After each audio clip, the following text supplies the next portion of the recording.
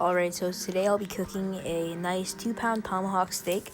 So first I'm going to season it with McCormick's and some salt and pepper. But first I'm just going to admire the marbling and just how basically thick this piece of meat is. Like that's it, like compared to a normal size spice container.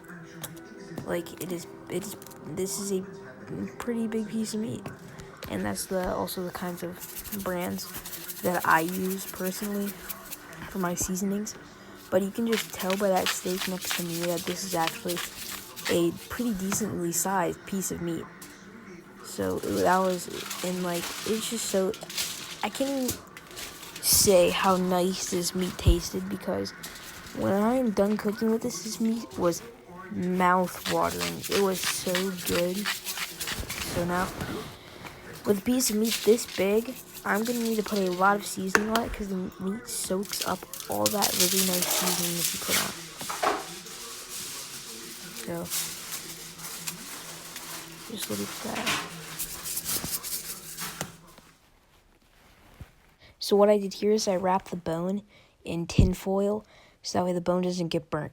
But first I'm going to give it a nice caramelization and a nice crust. So I put the meat on the grill for about 3 minutes each side, so it at least gets a nice crust before I put it in the oven, so that way it can get an internal temperature of 130 degrees, or 140, whatever one you really prefer.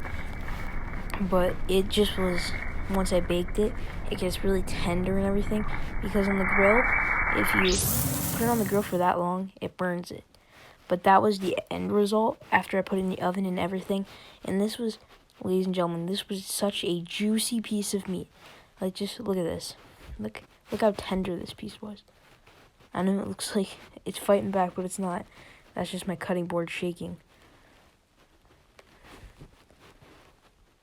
Just look at that.